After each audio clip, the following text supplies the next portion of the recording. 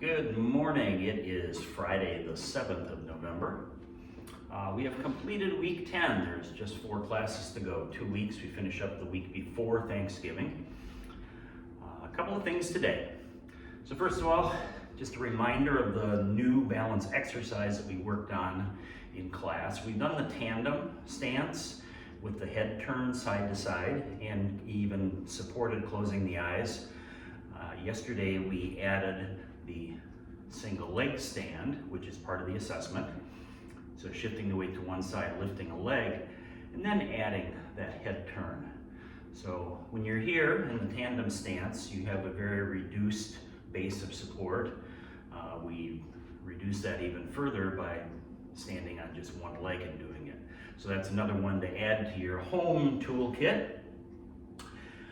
As far as the forms, a couple of things I'll just keep reminding you of.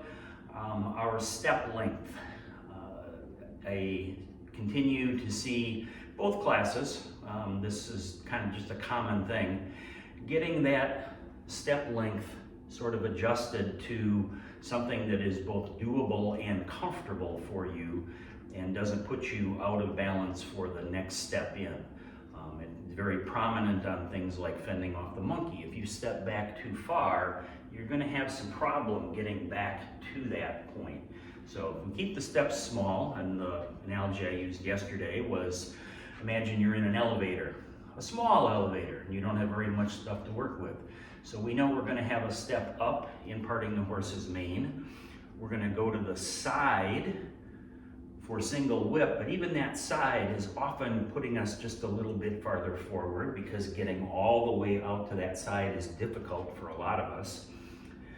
When we get to a brush knee and Fair Lady works the shuttle, those are 2 of them I think you should probably think about adjusting the steps. So we've got the 45-degree diagonal step that we use in parting the horse's mane and we can use that one for brush knee. It works pretty well for brush knee.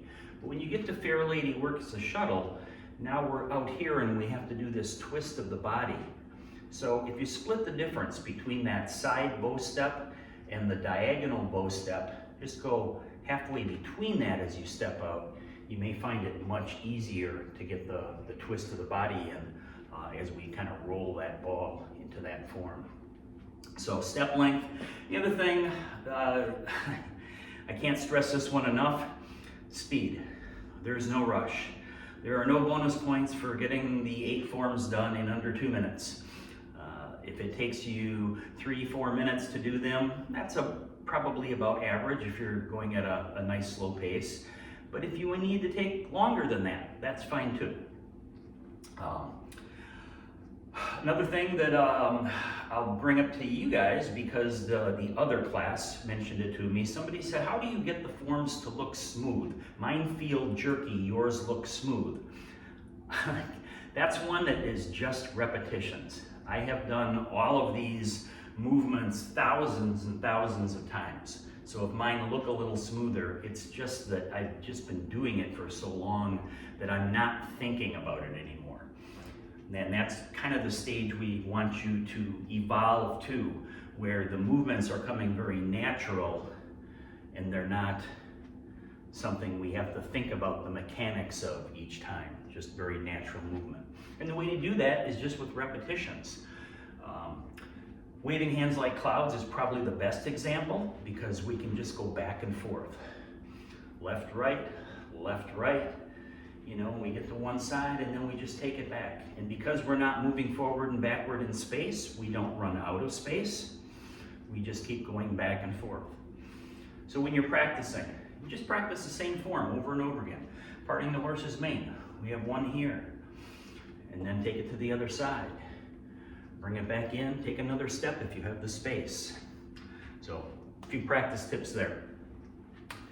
For the next remaining 4 classes, as promised, I'll give you a different warm-up each time because there's a lot of different ways to warm up. This is essentially very gentle exercise. So some of the warm-ups will be a little more geared toward traditional Tai Chi warm-ups.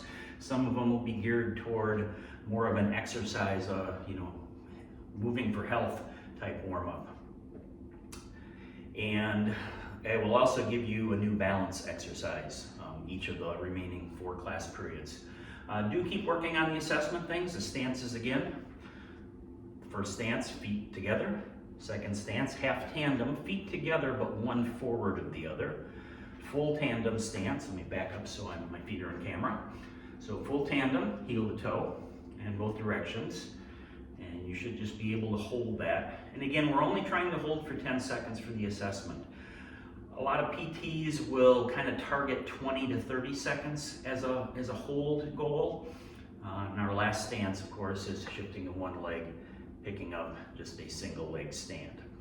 Adding the head movement to those builds those skills just a little faster because you're challenging your body more, you're challenging your balance. So those are the things you work on. Hope everybody has a great weekend. I will see you next Tuesday for the start of week 11.